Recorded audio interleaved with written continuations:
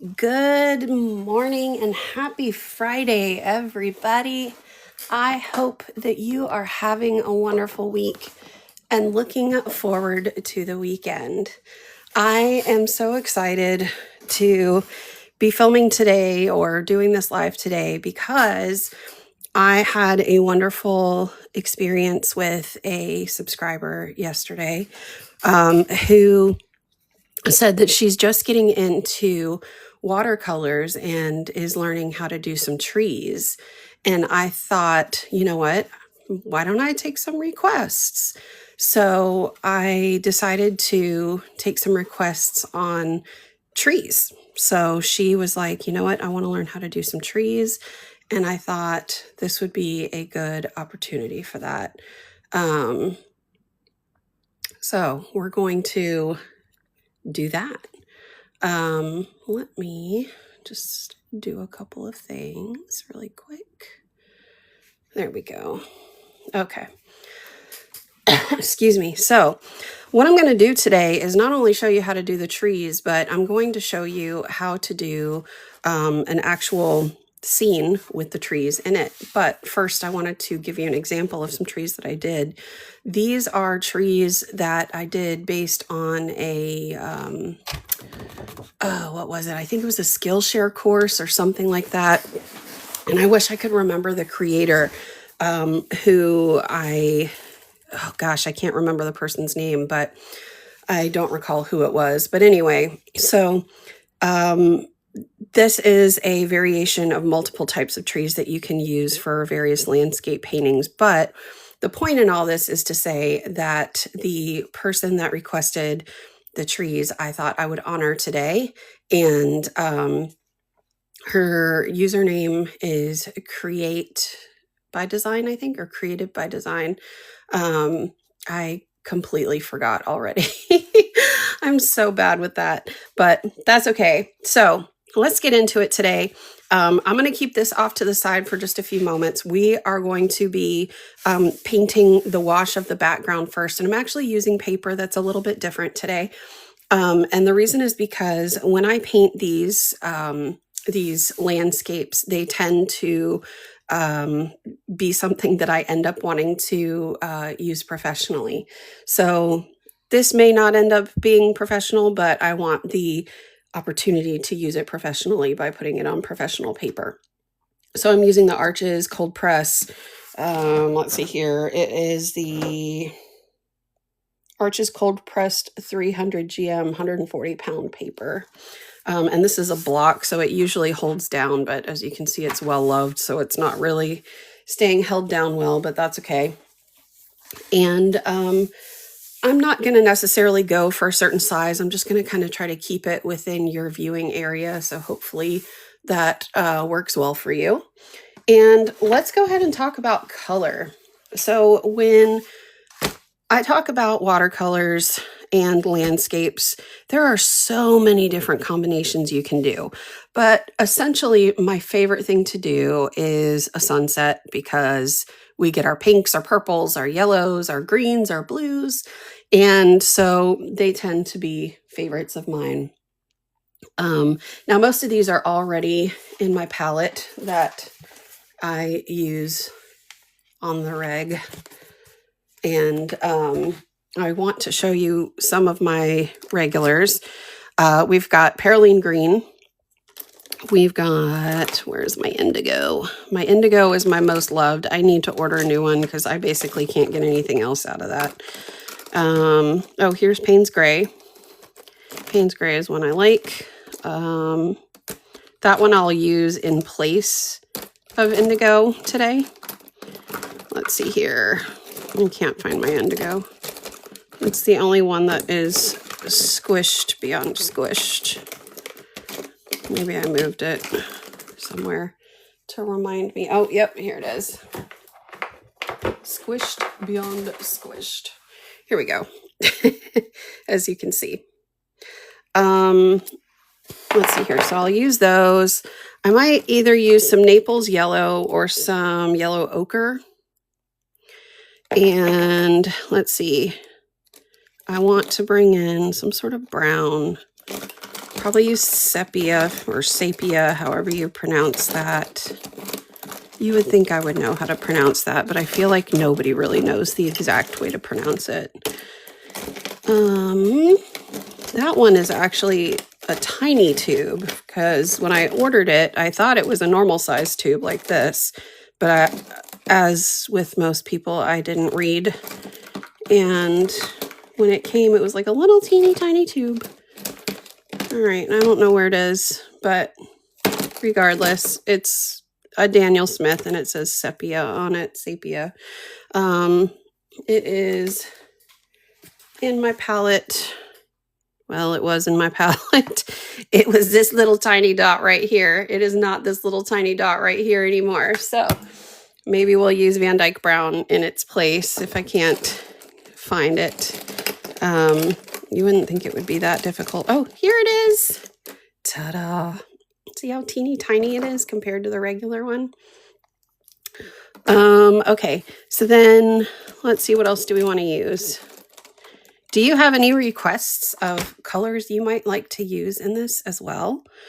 Leave a comment and let me know. Also leave a comment and let me know where you're joining from. I'd love to know where you're joining from. I am in Northeast Florida. And let's see. Let's go for, let's see, we've got our blues. We don't have our greens yet. Let's go for, I like olive green, but it's not what I want. Oh no, do we have Perylene? We do have Perylene green, so we got a green. Let's go for a pink. I like opera pink. It's my favorite of the pinks because you can make it really bright, or you can kind of ash it down with some other colors. Seriously, why am I having such a hard time finding stuff this morning? It should all just be right here.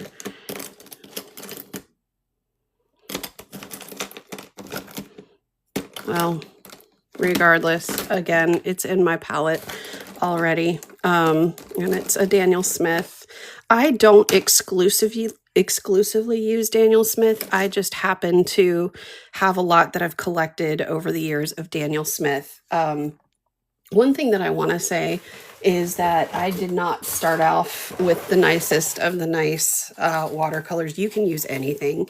This is the watercolor palette I started off with. Now, Winsor & Newton is nice as well. However, this palette was super cheap back when I started watercoloring in 2014. And so you can see I've taken some of the colors out and used them in different places, like back here. You can see this one here, and put them in different smaller palettes that I've used. But I just like these a lot, so I tend to paint with them a lot. But I just wanted to show you that. So you didn't think that you had to use super expensive ones, but just use whatever colors you have. It really doesn't matter. Just use something close to it. All right. I think that's good. So I just wanted to pull those tubes out to show you what that looks like, but I'm going to bring in my palette now and show you how we're going to do this. So let's get started, because I feel like I'm talking way more this time than I need to be. So I'm going to just start with a flat brush like this. You know what? Before I get started, I wasn't paying attention to the comments, and I want to know, where are you joining from? Where in the world are you joining from? I am in Jacksonville, Florida, which is Northeast Florida. It is nice and sunny here, and I've got my morning coffee. I love my coffee. It's an oat milk latte. I make it every morning. So leave a comment and let me know.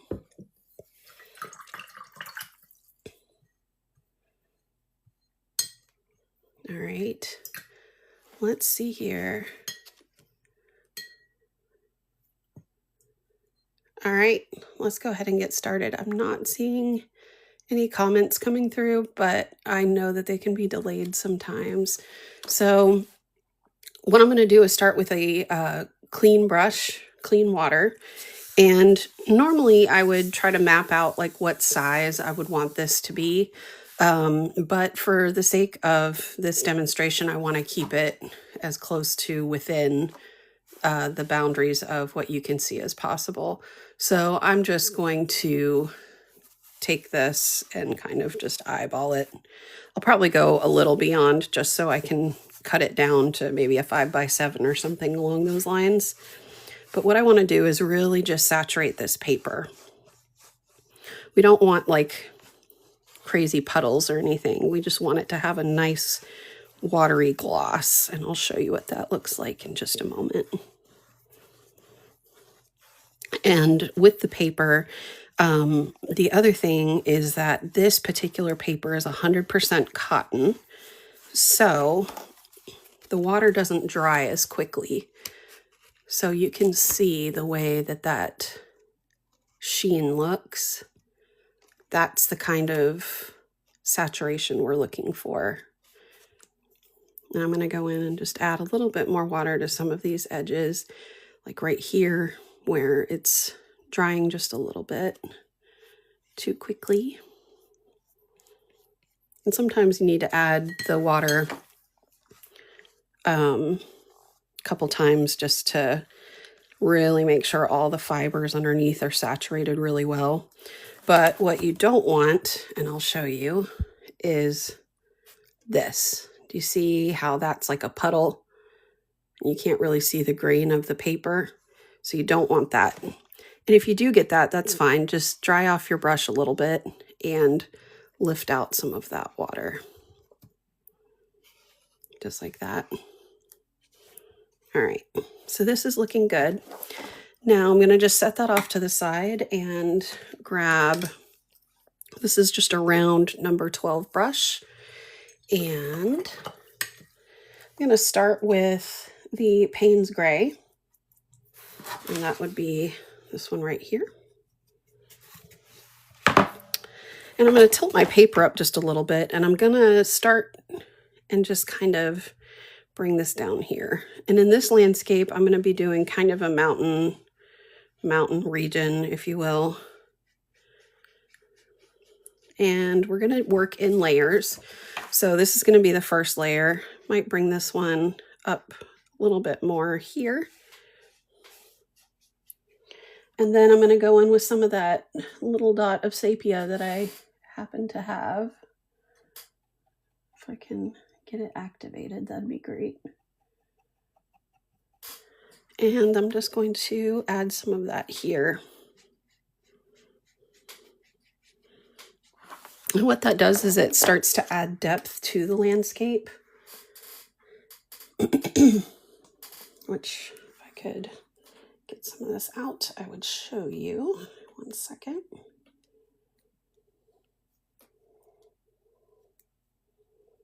Apparently my sepia is basically gone too, so I need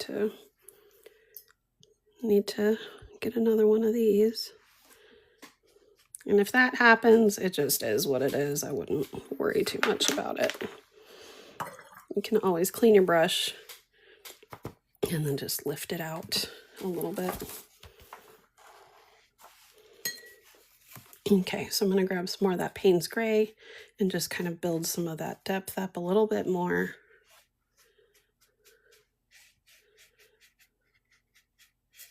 And as that's building, what you'll do is just kind of encourage it to work its way up like this. And let me decline this person trying to co-host. And you'll kind of start to get like these, I call them searching lines, but it's just kind of like these bleeding lines that go up like this. Now, there's a couple of different things we can do with this painting. We can take it into kind of a cloudy looking painting. We could take it into a sunset. Right now, I'm feeling it as kind of a cloudy painting, and it's probably just because of the blue that we're using.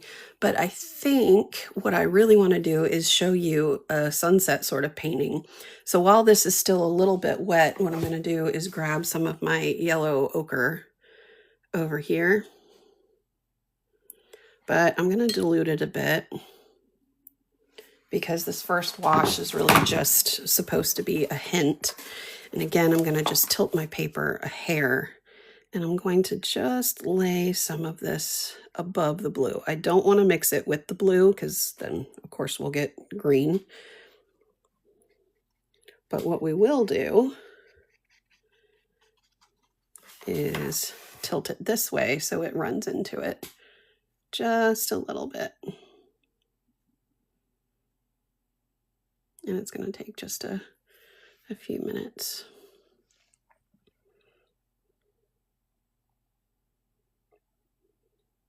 You can see it starting to blend right there and up in here.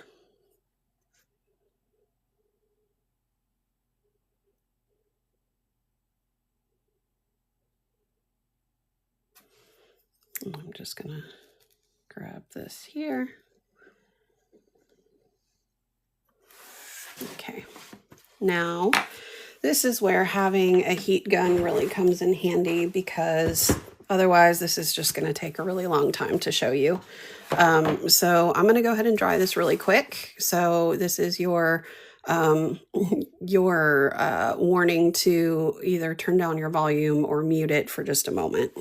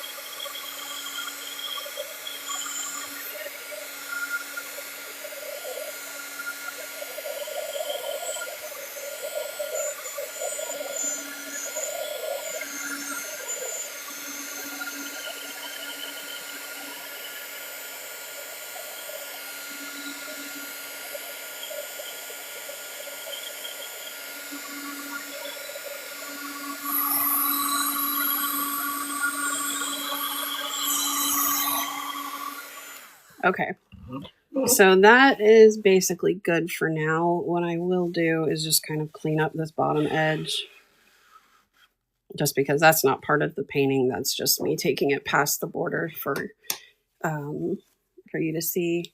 Let's see. Can you talk about diluting paints, please? I'm a beginner and struggle with this. Hi, JMac. Thank you so much for your comment. Yes, I would love to talk about diluting paints. So diluting paints, specifically as it relates to watercolor, it is very simple. So watercolor is very concentrated paint. So when you have something like this as a watercolor, this is very, very concentrated, meaning that it is just pure pigment. So you need water to activate it. And when you activate it with that water, you can essentially use less water to pick up more of that pigment, or more water to pick up less of that pigment. So hopefully you can kind of see like this, how I use just a little bit of water, but the more it dries, the more pigment I can pick up. And let me show you on this side of the paper, you can see how dark that line is. However, if I wanted to dilute it, I could use a mixing bowl like this, and I'm going to bring this in over here for you to see. And I'm going to get my brush wet, and I'm going to add a lot of water to that same area, and I'm going to put it in the center like this, and add a little bit more water. And then from here, you can see how much lighter that is. So that is how you dilute the watercolor. The same goes for if you're using a palette that has pans in it, like this one, for example. It's the same thing. So again, you would just dab And then you would add as much water as you want to get it as light as you want, or diluted. And then you could see how light that is. You could add a little bit more and make it a little bit darker. Or you could really get in there and make it really dark. Hopefully that answers your question. Let me know. Hopefully that was helpful for you. All right, so now I'm going to move on to the next part of the wash for this. So as you can see, the way that it's dried, you got this nice indication of a landscape. It doesn't look like much right now. And if you're just now joining, let me see, thank you. So you start with tea-like concentration and build up to the strongest pigment. So for me, it just depends on what I'm going for. There are times where I start off with really strong pigment because I know that what I want is something very vibrant and bright. Other times I'll start off with really light pigment because I'm building up to something greater. And this is an example where I'm building up to something greater. So for this first wash here, I started with the paper already wet, and then I use a lighter pigment. It's kind of more in the middle, and it's not super light like this, but it's not dark like this, to then apply to the paper and let it go up from there. So that's kind of how I judge it. But really the best thing to do is to just put something on paper and see where you go from there. Practice and messing things up is really the best way to figure out the concentrations and the best way to do things for your style of painting. So hopefully that helps. You're welcome. I'm glad. All right. So if you're just now joining and you see this line, this is actually going to be cut right here. So don't worry about this. Normally I would have a border that I'm working with, but I'm trying to keep this within the bounds of what you can see here. So I'm kind of just leaving a sloppy border. It goes from here to about here. So the next layer that I'm going to be doing is basically the same thing, but instead of doing what's called the wet on wet technique, I'm going to do a dry technique. And so essentially what I'm going to be doing, and this is for you, JMac, is I'm going to be going in with my Payne's Gray here. And my brush is pretty wet, but I want more pigment. Not a ton, but more than what we had. So this is kind of almost like a cough syrup consistency. And I'm going to, again, tilt my paper. And I'm going to start just laying some of these darker areas like this.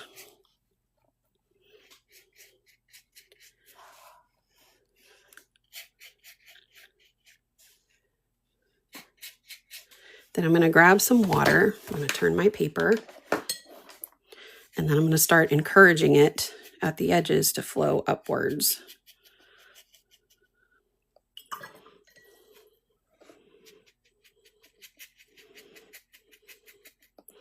And while that's still wet, I'm going to grab some of that sepia. And again, normally this is in a pan, but apparently I need more, and that's pretty dried out. So we're working with what we got.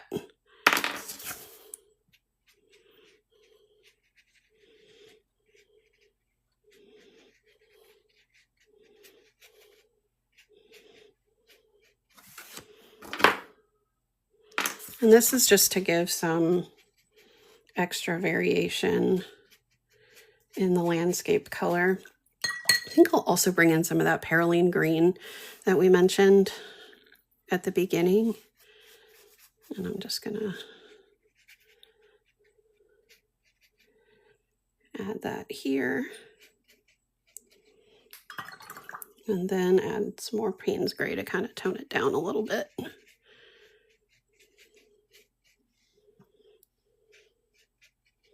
All right, and then from here, again, we're gonna clean our brush and add that water to encourage it upward. And then add some more clean water. And again, we're just going to keep encouraging it upward.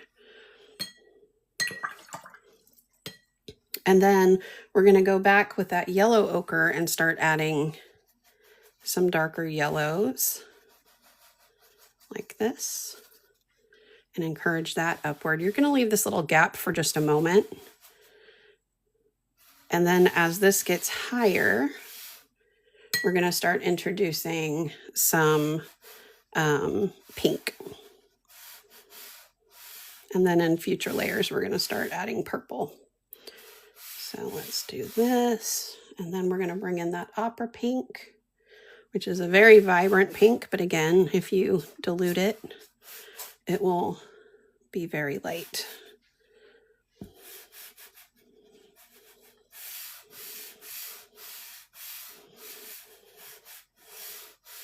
Okay, so as you can see, the blue has already started bleeding upward, and that's good. So now I'm going to take the water and start mixing these lines together.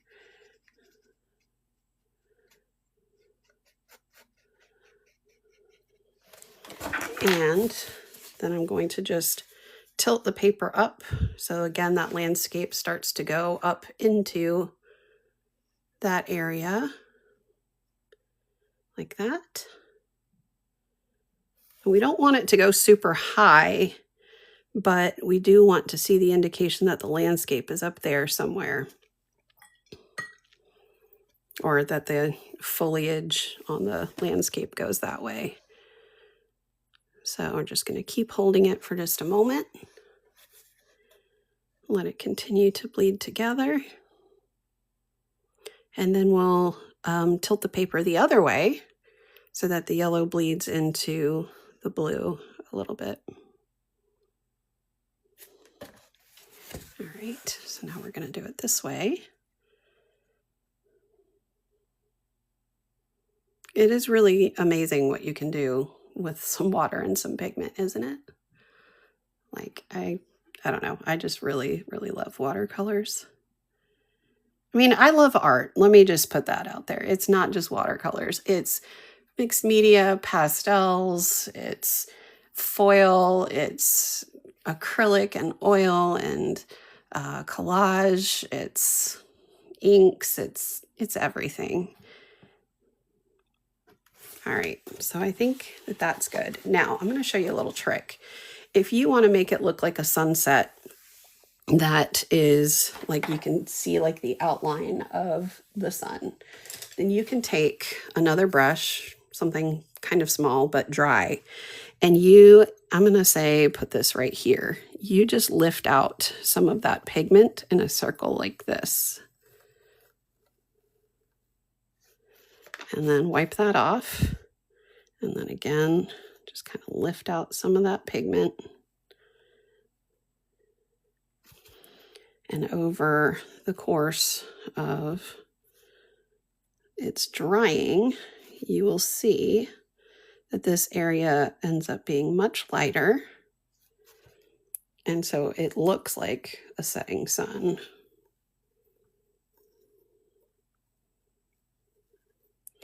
All right.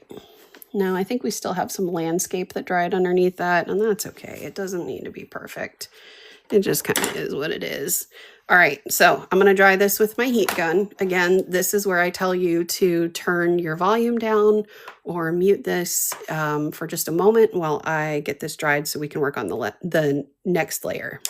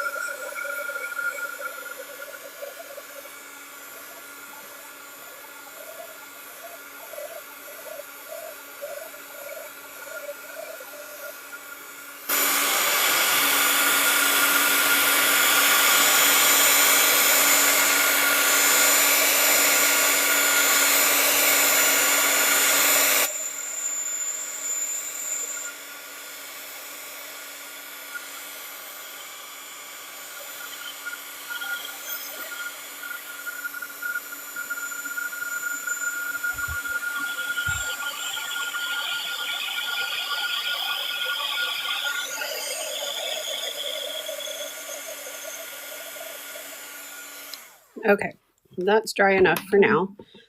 You can tell that it's not totally dry because if you look at the paper, it's still like bubbled right here. So, and again, this is 100% cotton. So it does take longer to dry, but that's why I like using it for this type of painting. All right, so now what I'm going to do is the same thing that I did on the last one, but we're going to again darken it further. But we're going to spend a little bit more time really being intentional with the landscape by making sure that we keep those dark areas instead of them kind of just getting lost. So again, I'm going to go in with my Payne's gray and just kind of picking random areas to put it.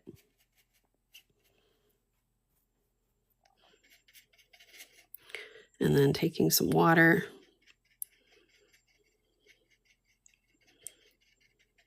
and encouraging it to move.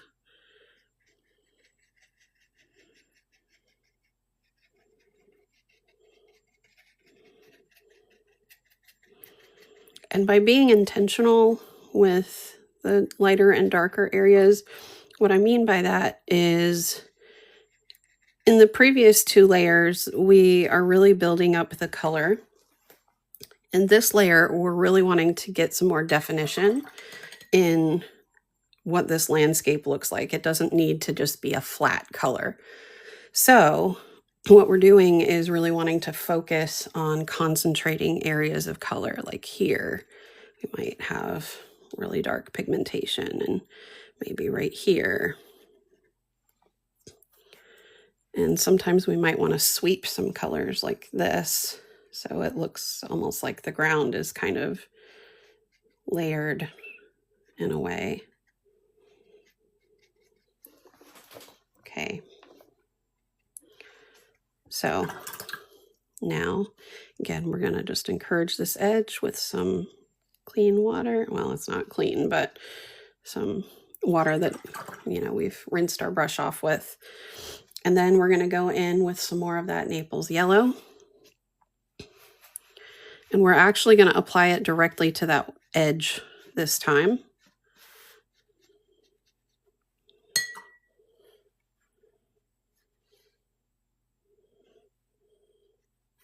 Oops. Get some more there.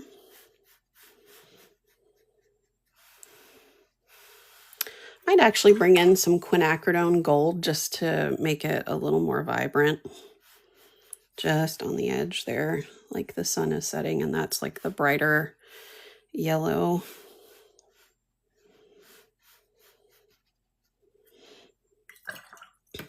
And then we've got the yellow ochre above that. And then we'll start bringing in that water this way.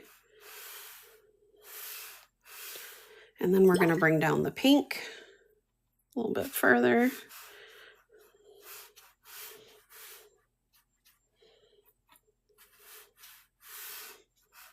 And I'm going to take the pink up all the way because what I'm actually going to do here is blend it into purple. So it looks pretty bright right now, but what I'm actually going to do is take some indigo and blend it so that it creates this pretty purple.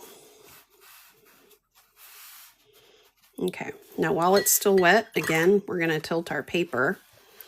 And sometimes what I like to do is create the look of clouds.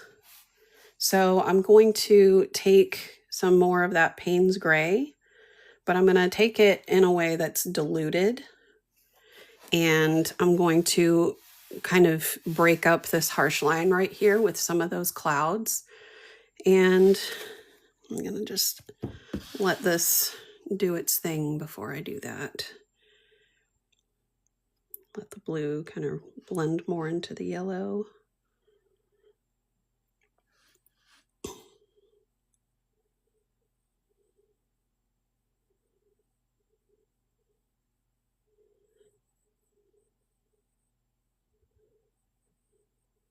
It's getting there. It's just a little slow. You can see it happening more here than probably here, and you can see it better here than here.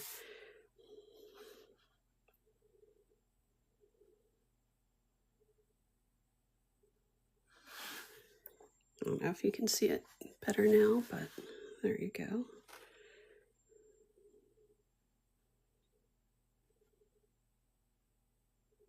Okay.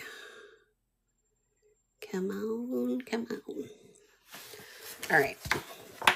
So now I'm going to start breaking this up with some clouds. And to do that, I'm just going to dab like this.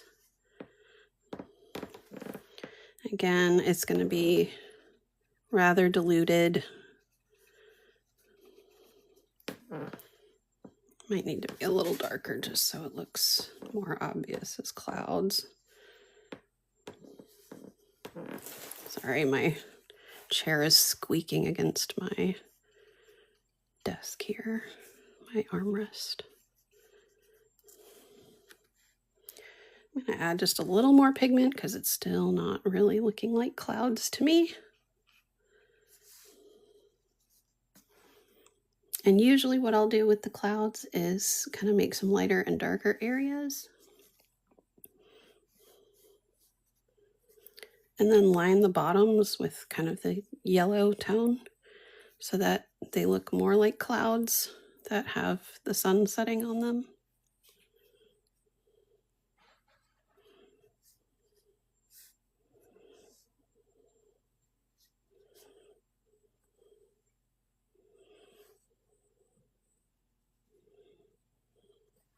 I'll show you what that looks like in a sec once I get this built up better.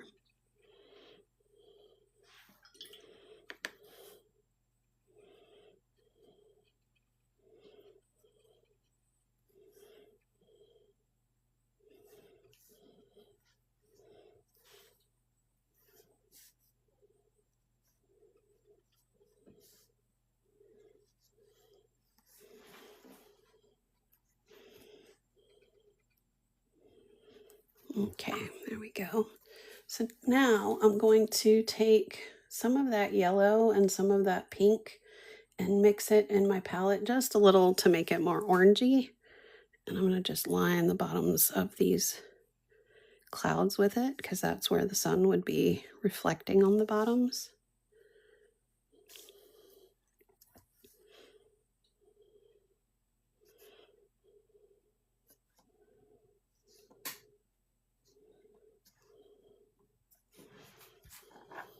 All right, there we go. All right, so what are we thinking? Do we like it? Do we not? If you're just now joining, feel free to let me know where you're joining from. I am in Northeast Florida. We've had quite a lot of lovely people coming through here today, and I am so grateful that you're spending your time with me this morning.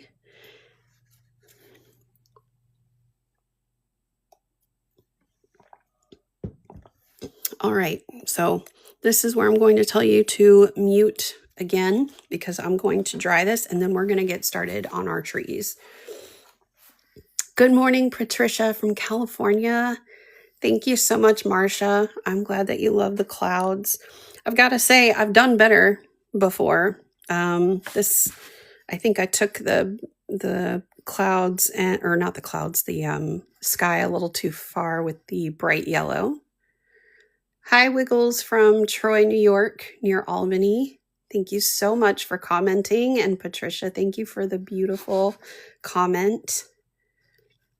I really appreciate it. All right, here we go. Be sure to either mute or turn down your volume. Hi, Marcia from Missouri. And I'm going to dry this really quick so we can start on the trees.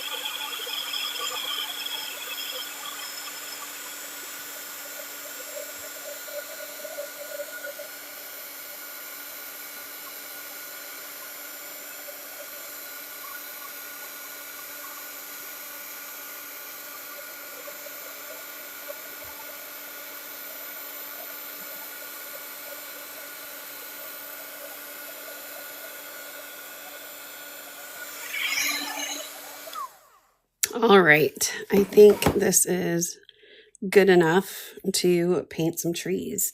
So this is where it's going to get really fun. And I hope that you all will stick around for this. Before I get started on the trees, I want to say thank you so much for all of you who are here and joining me live. It really, truly means the world to me. And I have only just started doing these lives this week. And it truly was just because I wanted to connect with other artists and just sit and have some meditative time. This is not what I do for my job or for a living, but it's really amazing to see how much this has resonated with all of you in such a brief period of time. And I just wanted to say thank you so much. It's really humbling. And so thank you. It's like I'm probably blushing right now. It's crazy. So that being said, let me bring in what I had shown at the beginning of this live video where I had mentioned these trees. So this was based on someone who had joined in from my live yesterday who said that they were new to watercoloring and they wanted to learn how to do some trees. Excuse me. These trees I did during a Skillshare video, I want to say 7 or 8 years ago. It's been a long time. But when I was looking through my old paintings, I knew I had this somewhere and I wanted to get on here and show it and then do a live demonstration of how I do trees these days, because I thought that this could be helpful for a lot of people. So,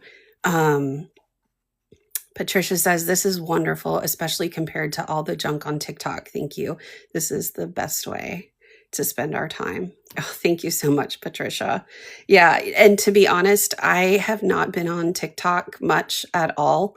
I used to do art markets with my resin and wood turning. And I hated having to post videos in yet another spot. And sometimes they would get viewed, sometimes they wouldn't. And it was just like, whatever. And I'm so over Instagram, and maybe I'm just getting old and don't care. But this is not what I do for my job. So I actually own my own business that has nothing to do with art. So luckily I can make my own schedule, and this gives me time to do this sort of thing in the morning. So anyway, that's my spiel. But so that's why I'm here. But also I saw somebody shared this live for others to join, and I just want to say thank you. Thank you so much. It's amazing that you all enjoy this enough to share with your following. So thank you. Amazing. Just so grateful and feeling very, very loved and humbled this morning.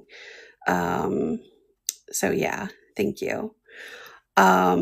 Okay, so let me get into the trees. This is what I would typically say is closer to what I do now. Kind of a combination between these two. And I also do some trees more, maybe more like this as well. Kind of maybe this, and this. It just kind of depends on the painting. And as a matter of fact, let me see if I have some older paintings. Here's one that I started last year. This is not an indication of the type of work that I do. This was an experiment, but you can see some of the trees that I did here.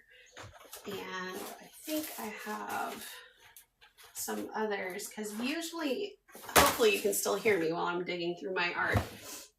Usually around the holidays, I create wood slice art. And what I do is I actually make ornaments that have these types of paintings on them, and I put them on wood slices and I cut them out. I actually had at one point a video, I think it was on Skillshare, of how to do that. Where are they? I'm trying to find it. But yeah, I can't find it, but I'm sure I have it somewhere. I just don't recall. But anyway, so I love to make them. They're usually snowy scenes and they're really pretty and all that stuff. So maybe at some point I can show you what one of those looks like and do a demonstration of that. But anyway, so I wanted to show you one of those so you could see the trees, but apparently I can't find that. It is what it is. But okay, so let me get this off here. And I'm going to show you the brush that I typically use for tree making. So I usually go with a really small brush. This is a 3-0 Princeton Select. And the reason is because I like to do really fine details. However, I do have one brush that's even smaller, but I find it really difficult to work with because it does not hold enough water. And that is the 20-0 here, the Princeton Select. So you can see this one, they're almost, I mean, they're not the same, but they're almost the same. So you can see this just holds a bit more water, so I don't have to load the color up as much. So, all right, I feel like I'm talking so much. I'm so sorry. Okay, so here's what we're going to do. We're going to use the Payne's Gray to create the trees. And so I'm going to get some water, and we want this really pigmented. So I'm going to just really get a lot of pigment on my brush like this. And then I'm going to show you what this looks like here, but I usually have a thing off to the side here. And then I just kind of let it bleed a little bit onto a paper towel. And then what I'm going to do is pick a place to start. And I usually like to have something in the foreground first, and then I kind of work towards the background. And the foreground is what's going to have the darker trees. So for example, if I'm going to start with a tree like this, I might start right here. And usually I start by kind of just giving an indication of the top of the tree like this. And I start by just kind of making some little marks. Sorry, I apparently got some water there. And it doesn't need to be like precise or exact, but then I'll bring down some branches and the trunk and just kind of start going off from there.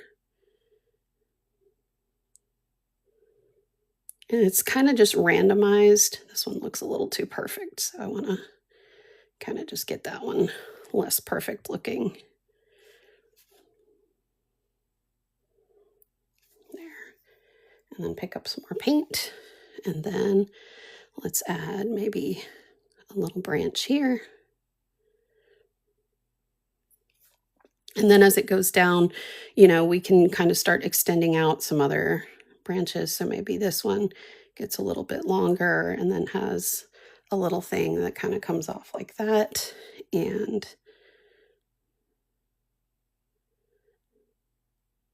it's really kind of just like making a bunch of little dots or just little strokes.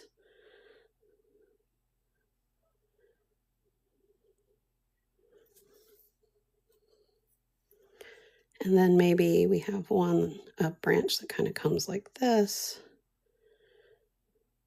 And then usually the trunk kind of gets thicker as you go down, so you want to keep that in mind as well. And then usually as it goes down, the branches kind of get heavier, so they're going to start to be weighed down towards the edge. So I try to keep those things in mind. And it really just depends on the tree. This is more of like a pine tree. We have a lot of pine trees in Florida. Let's see, I might even just make a couple here to make it look like it has a branch that's kind of coming towards you. Excuse me. All right, let's see here. Then maybe do another one here. Maybe this one's kind of a wonky shaped one. And then we're going to continue to bring this down. And like I said, the painting's going to end about right here, so I'm not going to bring it all the way down. And it doesn't need to be straight. You can make it intentionally curvy like this, because you'll see a lot of trees like this in nature, the way that nature works sometimes. And then let's see, we'll just kind of bring one that doesn't actually have any foliage on it, because sometimes that works too. And then we'll bring another one here. And maybe this one has one that goes up and another one that comes down.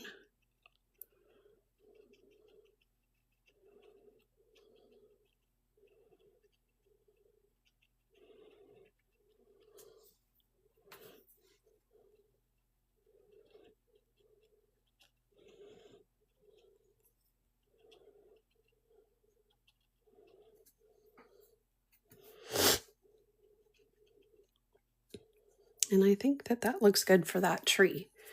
So this again, they often turn in windy environments. That is good to know. I did not know that. I just figured there was something that probably happened, like maybe a storm happened and it like broke a branch, but it started growing back, so it grew back on a different part of the trunk. Or maybe it was like blocked from growing a certain way with the light, so it was growing towards the light sideways. But I don't know. But that's interesting. I had no idea. I might even just like bring this one down just a hair more there. Okay, so there's that. Now, before I move on to the other ones that are going to be in the front, I want to show you what it looks like to have some behind this as well. And we're going to do a different kind of tree behind it, just because I want you to see what it looks like to create different variations of trees. So we're going to still use the same color, which is the Payne's Gray, but we're going to bring some of that pigment off to the side here and just add a little bit more water to it instead of it being as highly pigmented.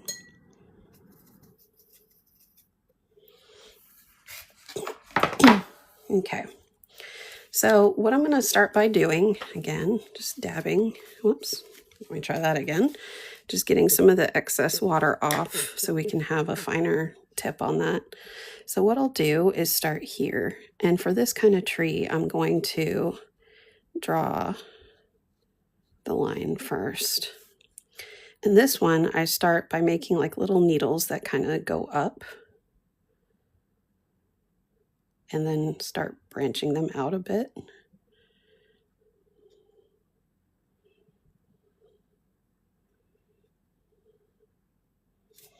And again, I'm going to grab that, dab that. Give me 1 second because TikTok wants to make sure I'm not doing crappy work, so I have to do some puzzle. Okay, there we go. Otherwise, it'll turn off my live. And then I'm going to just continue making these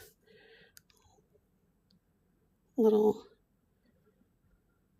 needles almost, I think, pine needles.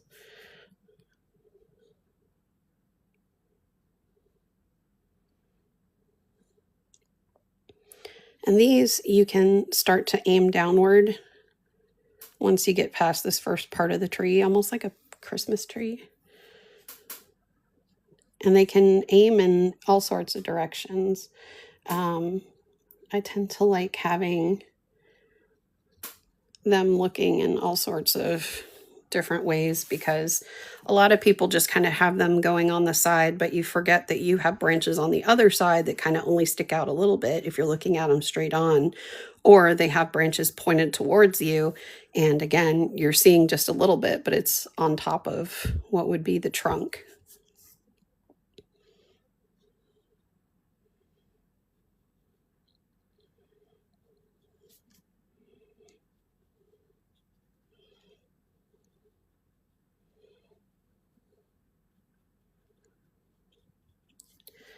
So the trees are definitely the things that take the longest.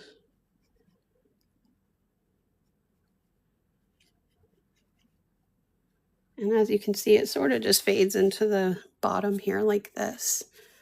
But I wanted you to see how this has shown a depth in your perception of what's going on in the actual painting. Another thing I'd like to show you is how to make just these little tiny birdies. I love little birdies. They're so easy to do too. So we're going to load up our brush like we did for the first tree here, dab it off, and then just right here, it's so easy. You're just going to make a little blob. And then a little blobby head. Just like that. That's it. Isn't he cute? I know, I'm such a dork, but it is what it is. I love it. I think maybe I'll add just a teeny tiny little beak there. All right, so let's move on to the next tree. So again, I'm going to be working in the foreground, really loading up my brush with that dark pigment. And let's see here. Let's do a tree like this one. It's going to be very similar to this one, but it's going to have more just kind of deadish looking branches. And then I'll start taking some questions after that as well. So let's make this one a different height. We'll make this one maybe starting here. And I'm going to just draw the trunk first. And let's see here, we'll start there and kind of make it a weird shape. There we go.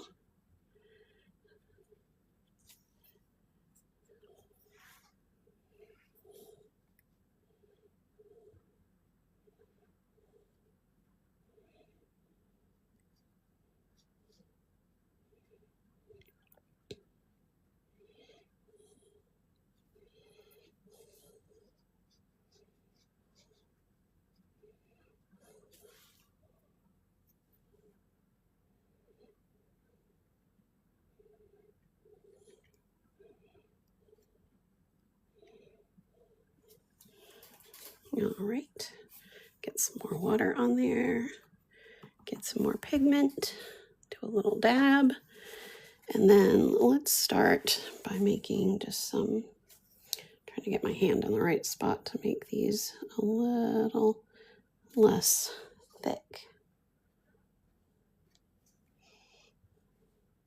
I think they're still too thick.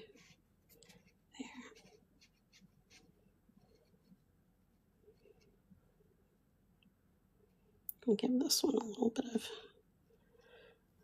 bit of something there. And then maybe this one will have a little something too.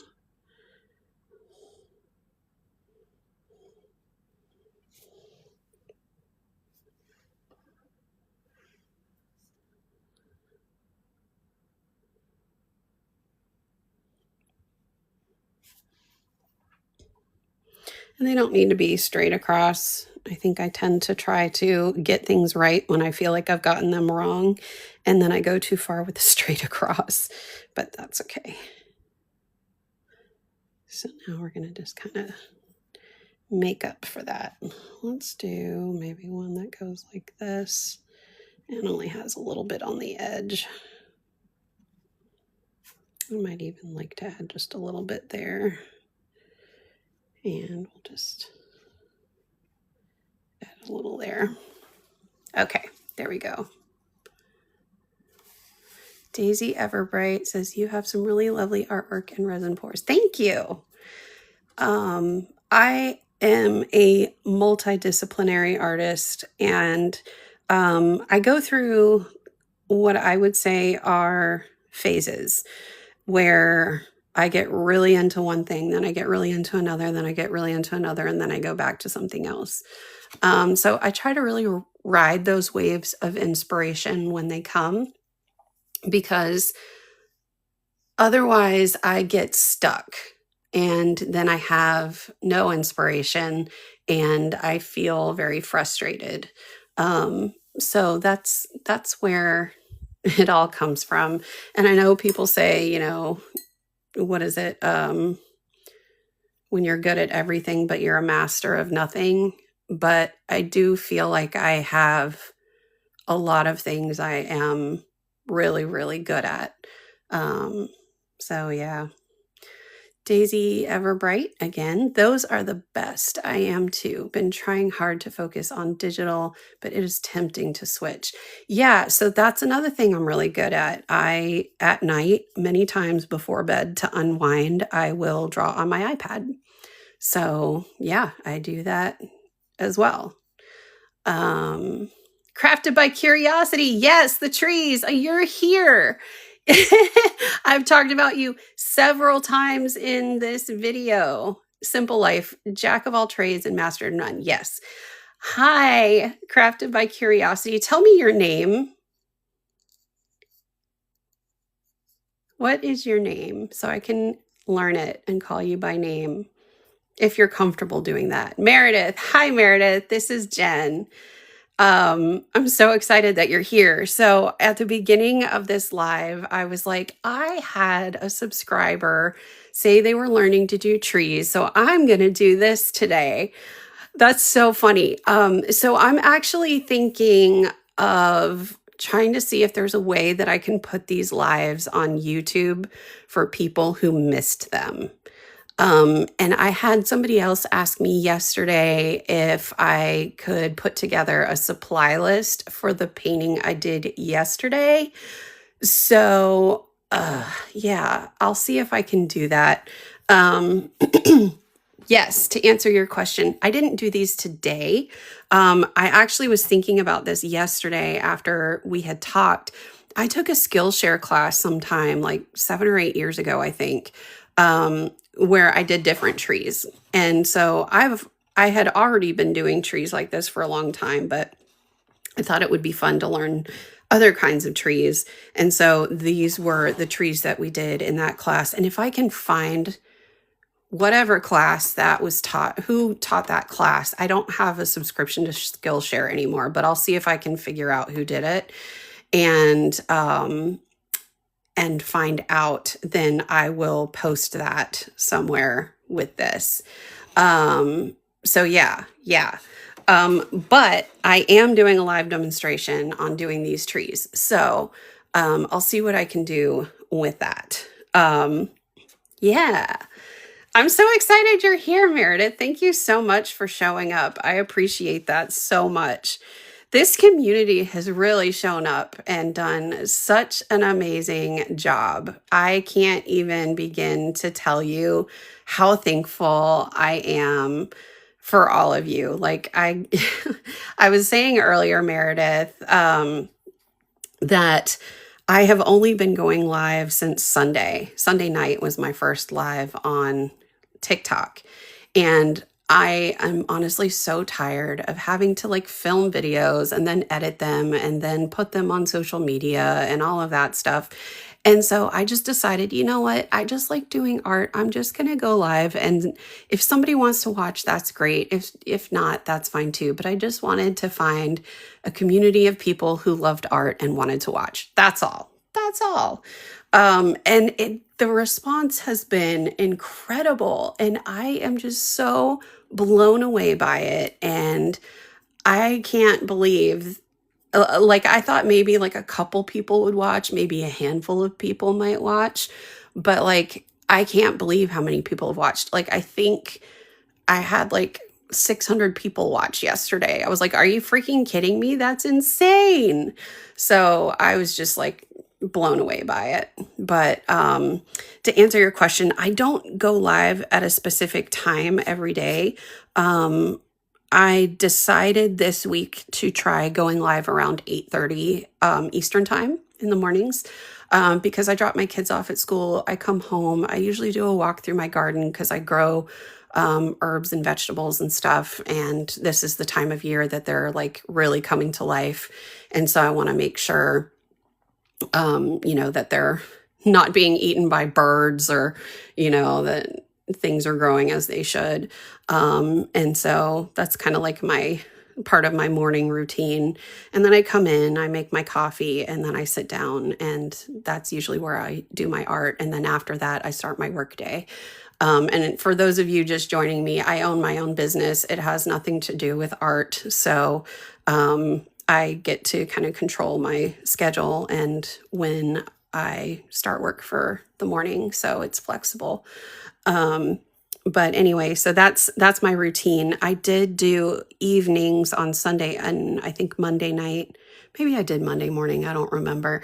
But I wanted to see what the engagement was like between an evening and a morning. And I'm finding that the mornings are people who actually want to watch and learn versus the evenings are more people that just want to relax and get lost in their phone. And there's nothing wrong with that at all because we all do it. So that's kind of where I'm at right now. But yeah, so thank you for the questions and thank you for joining and thank you for all the love. I've seen so many of you share my live video with your followers to also watch, and I'm just blown away, completely blown away. So thank you. Thank you so much for all of your love and support. And I just, I know I said this earlier, but like, I'm blushing. I can feel it in my face. Let's see here. Yep. Art mornings and gaming evenings for me. Yes. I love gaming. I am a gamer as well. I do both board and video games. I would love to know what video games or board games you are playing, Daisy. So let me know about that. Yeah. If I'm going to pick a board game, my favorite board game is probably Scythe. And I really love the expansion packs for Scythe. Yeah. There's also one that's kind of like an offshoot of Scythe. I think it's still made by Stonemaier, but it's called Expeditions. I think that one came out like a year or two ago. It's really good as well. And then for video games, I kind of go back and forth. Like I'm kind of simple when it comes to video games. I really just like, oh my gosh, what's it called? Dr. Mario. Oh, Terraria. Yep, we've got that one. How do you spell the game? Scythe is Scythe. They also have a, what is it called? A legacy version, which is like where it's like a story-based game. And so you basically have things that you do during gameplay and special characters. And when you play, based on what happens, the gameplay changes and different things happen. And so at the end of however many gameplays it is, you either, of course, win or lose. But one of the characters' names is Vesna, and that's who I named our minivan after when we bought it a few years ago. Yes, D&D as well. I haven't played in probably 6 months, but yeah, we've done D&D as well. We're very nerdy around here. My husband just finished I'm trying to remember the name of the game. I can't remember. He just finished something similar to D&D with a group of his guy friends. They were getting together to do every week. But yeah. And we did D&D with our kids as well. So my husband put together a campaign that included our kids, and they loved it. So we have 4 kids. After they've all had their birthdays this year, they will be 14, 12, 10, and 8. So yes, nerdy is the best. I agree. All right. So I know that that's not the point of this video. So I want to try to make sure that I keep everybody's interest on the art. but I really enjoy these comments too. See, my partner is in a D&D group and plays Magic as well. Oh yeah, Magic is a big one. I've never played that one though. I just like the camaraderie of like board games and playing legacy games and story-based games. It's fun, and I think that that it really just adds a layer to life that you don't get otherwise. Playing pretend and that sort of thing, you don't get to do that anymore when you're an adult. Unless, of course, if you're not playing a game, but you're doing it as part of your life, that's usually because you're doing something you're not supposed to be doing. Let's see. Daisy says, mine is 11 and loves DW. She has been learning to draw fan art. That's amazing. So, all right, I know I'm about to go down a rabbit hole, but I'm going to make some trees while I tell you about this. So, my older two kids are at a magnet school of the arts, and they apparently I can't draw trees and talk at the same time. And so my oldest one is in the visual arts program. And so watching her come to life all these years with drawing and painting and printmaking and all of that has been so rewarding and incredible. And she might even jump on here, and I'm going to have to yell at her to go back to class because sometimes she'll see that I'm on TikTok when she has free time in class, and I'll be like, get back to class. She doesn't have a TikTok, but her friend does. And her friend likes to follow me on TikTok and then show her when I'm live.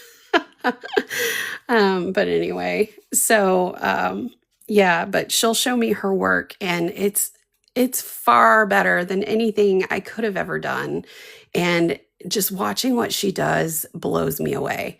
She is so talented and so good. And she's drawn a lot of anime in the past, but she's really come into her own artistic style.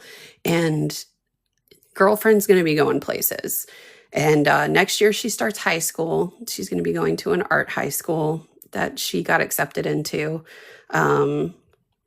It's, I think, also considered a magnet school, but she didn't have to like go through the lottery to get in. She had to audition. And then my other daughter does theater. So yeah. All right, let me paint some more trees. So I want to maybe bring in one of these styles of trees in the foreground. So let me show you how to do that. And what I want is to kind of follow the line back here for these foreground trees so as not to skew it. But like I do like an overlap, but for this first part, like, well, I don't know. Maybe I'll put one right. Yeah, let's do that. All right. So for that kind of tree, I like to start and just bring down one long trunk. And then what I'll do is get a lot of that pigment on there and start making lines that are kind of just straight across like this.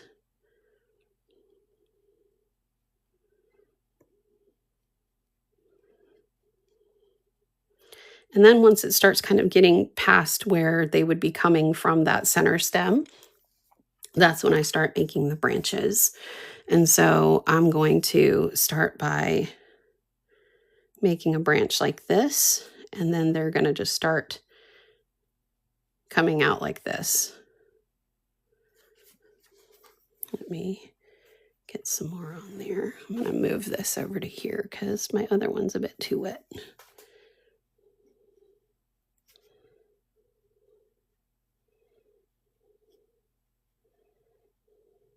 And I'm going to just kind of fix this a little bit so it comes to that point a little more naturally. There we go. All right, so then the next one I'm going to do is going to be a little bit further down.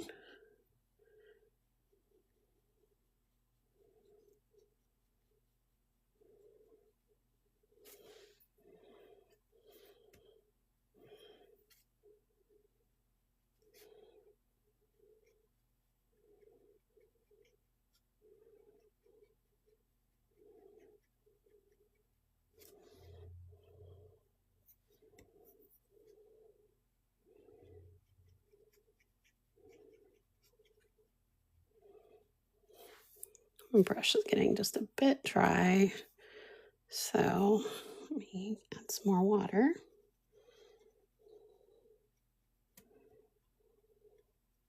Okay, then I'm going to bring one down like this.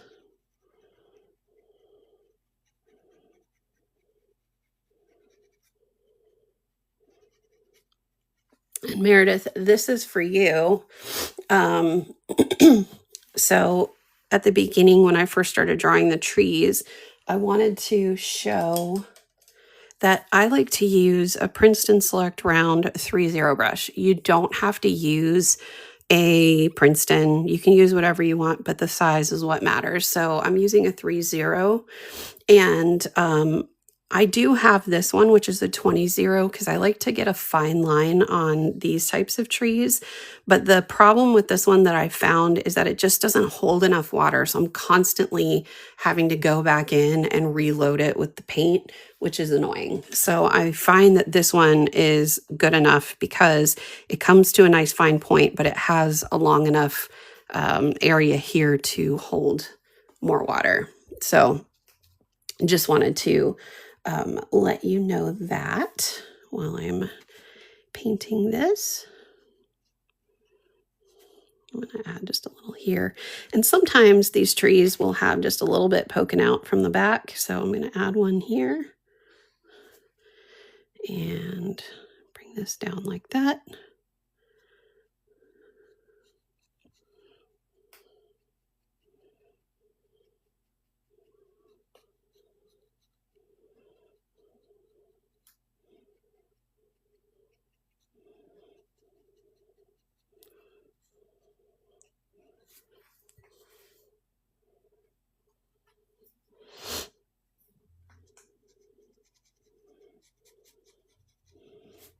Okay.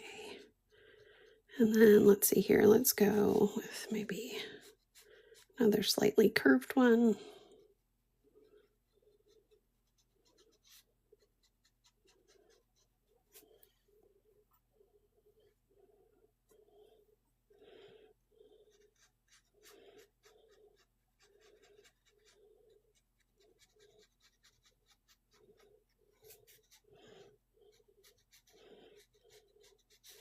This one is like almost coming towards you, but a little bit sideways.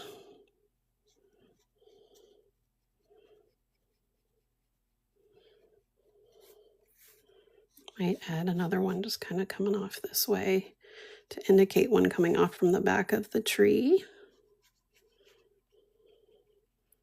Same here.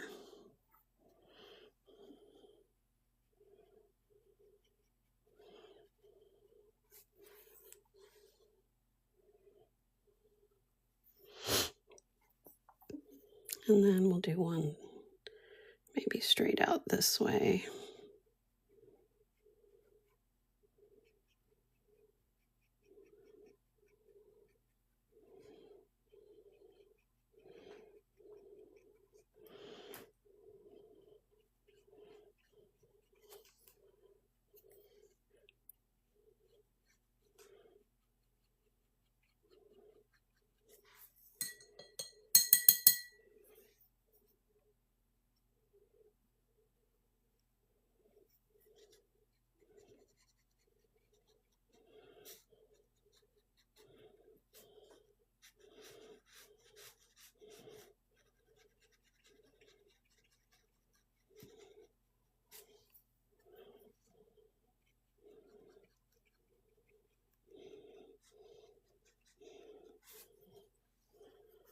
And then I'm going to do another one kind of right there again, just to make it look like it's coming out from the back of the tree.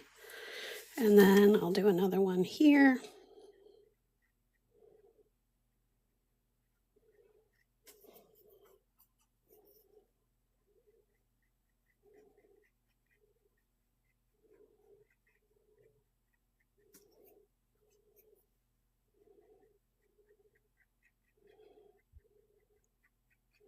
Okay, and remember I'll be cutting this about right there, so I don't need to take it all the way down. Okay, so I realize that it's after 10 o'clock And I have a case study I am filming with one of my clients at 11. So I have to get ready for that. But before I go, and I know that this isn't finished, and I'm so sorry that I didn't get to finish this during this TikTok live, but I want to show you one more tree just again to give you some depth. And I would like to know, because I'm doing this for Meredith, if you are still here, Meredith, which tree do you want me to do? I'm going to do it in the background like this, and I'll probably stick it back here somewhere, but I have something very specific I'm going to do with it. So which tree would you like to see? We'll say 1, 2, 3, 4, 5, 6, 7, 8, 9, 10, 11, 12, 13, 14, 15, 16, 17, 18, 19. Which one do you want to see?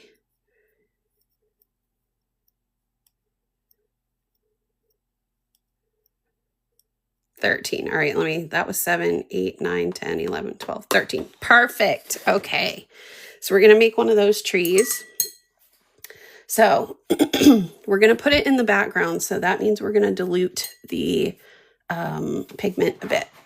That way it looks like it's in the background. So to do that, again, I'm using Payne's Gray. And rather than going directly into this pigment here, I'm just pulling it off to the side here and kind of making it the cough syrupy consistency. And then again, I have a paper towel. I just kind of like dab the extra water on. And how about we put it right back here? So to do that, this one is so easy, so easy, and I love it. So it's easy because it's literally just dabbing and going like this. Now this one's going to be really far back, and this is why I wanted to show you something specific with it. So this one's really light. I like to do this and then put my finger on it and then bring it up like that. And here's why. Because if you are making, I'm going to kind of, I think I've pushed it down a little too far. If you are making a tree in the background and you want it to look almost misty, the way to really make it look that way is to put your finger on it like that. Let me show you what I mean. Okay. And tell you what, I'll do you one better and put one over here before I go. That way you can see what I mean. But we're going to put one here. I'm going to make this maybe a little bit taller so it looks more intentional. I just won't push as hard this time. There we go. And then we don't want the trunk to be perfectly shaped. So we're going to not make it straight down. And then we just kind of like make these extra branches and then we just dab. It's super simple.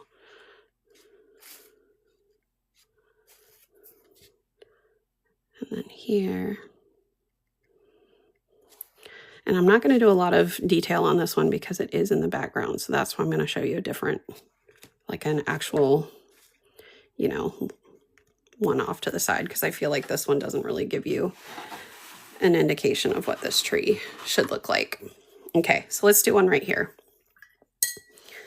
So this time, instead of pulling off to the side and having a diluted version, we're going to go directly into the Payne's Gray and load up that color. And let's have one just barely above right here. We're going to start by just putting a few blobs around here and then bringing down a little bit of what would be the trunk of the tree, like this.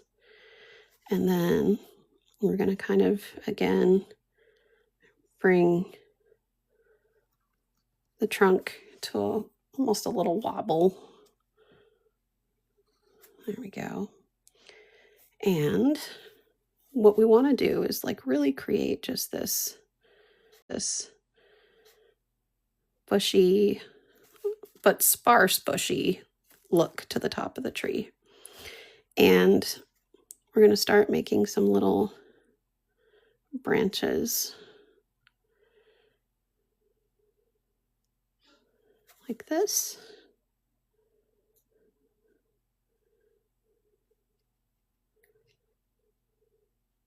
And they can really be any shape that you want them to be. From here, let's do one that kind of just comes up and branches off a bit like this.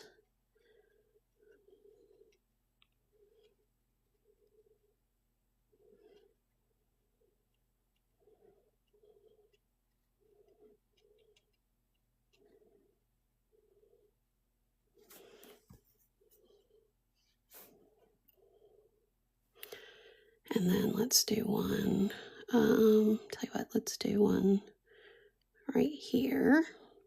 But this one will kind of go off a little bit further.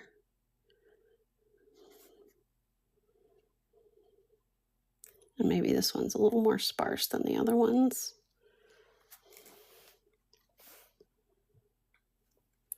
And then let's do this one, kind of comes up here like this. And then has another one that comes down.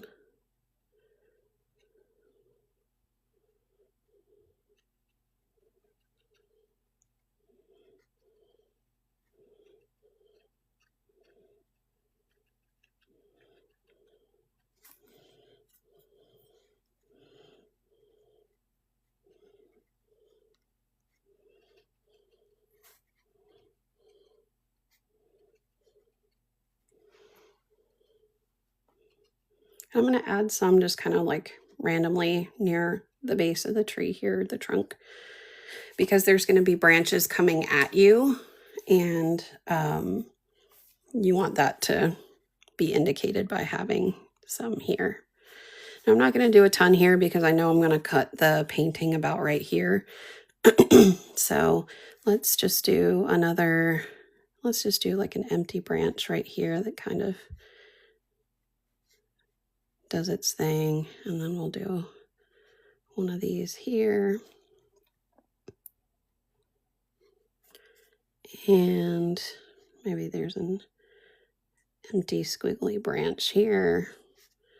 And then maybe one like this here.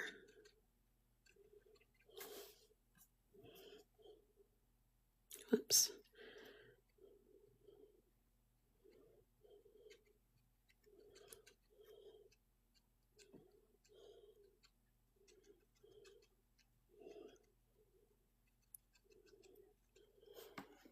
All right. What do you think? Does that make it easy? If Meredith is still here, I would love to know what your thoughts are. Like I said, the painting is going to be cut off about right here. If you're just joining, or if you weren't here from the start of the video, I painted past where I was going to be cutting from. That way I could just kind of keep it in the view of the camera. And so I'll be trimming it down to probably about a 5x7. But yeah, so here's what I'll do. I'm going to try to finish this over the weekend and hopefully show this to you on Monday. Yeah, I don't think my kids are out of school on Monday. I don't remember. Either way, let's say Monday. And if something changes, I'll post about it. But then I will also see if I can find who I did this course with on Skillshare and try to link that. And I'll just see if I can like make a page on my website or something where I can like link all of that stuff to make it easy for you all to access. I think that would probably be the easiest way to get you all of these resources that would make it easy. So yeah, are you on Skillshare, Meredith? Or anybody for that matter? Is anybody on Skillshare? I was on Skillshare, but I stopped Skillshare this year because I wasn't really seeing anything that I liked anymore. I feel like I took so many courses over the years, and like, I don't want to say I've done it all, but like maybe I've done it all. I don't know. Yeah, so they also it used to only be like $59 a year, then it went to $99 a year, now I think it's $159 a year. So I'm just like, I don't know that it's worth that for me at this point, but I do have a course on there that I earn residuals from. I think the most I've ever made from it was like $10 in a month. Um, but it's still there. It's a Cricut tutorial for something, but yeah, it just is what it is. So anyways, well, I just want to say again, thank you so much for joining me today. I got to run because I got to do my hair and makeup to be on camera in 45 minutes. But I really, really, really appreciate you being here. If there is something that you would like to see in the future, drop me a comment or leave me a DM or, whatever they do on TikTok, since I'm still very new to this and figuring it out. And I would love to see what you all would like to have me demonstrate. I actually pulled a couple of my old paintings aside too. Here's one that I was thinking about maybe doing a demonstration on. This one I thought would be interesting because if you see this shimmer here, this is actually using a heat pen with some gold foil. That I thought might be interesting, but I also realize a lot of people might not have those quill heat pens. So I thought that might be interesting. I also pulled this painting. So a few years ago, I did a painting series. It was my first and only painting series. And this was one of the paintings. It didn't make the cut, but it's a mixed media. And so I thought maybe we could try to do something like this. I have another one that was not part of that, but it was inspired by it. That looks like this. And then I thought maybe doing some like mark making might be interesting. This was when I pulled, so when I was doing my my first and only art series, it's called Echoes in the Expanse. This was kind of where I was mixing paint colors and seeing what I liked, and then doing some mark making to see what I liked. So, just doing all sorts of things and just going through my old work. I mean, I've been doing watercoloring now since 2014, so 12 years. So I have 12 years of work that I have been going through, and it's been so fun to just revisit it and maybe just be inspired by it all over again. So if there's anything that you want to see, that you want me to do, or maybe I don't do it and you just want to see me try to do it, I would love that. So I'm here for you. So you just let me know what you want and I'm here for it. So yeah, I hope that you all have a wonderful, wonderful weekend. I love that you're here with me and I really appreciate it. So that being said, I will see you all on Monday. Bye.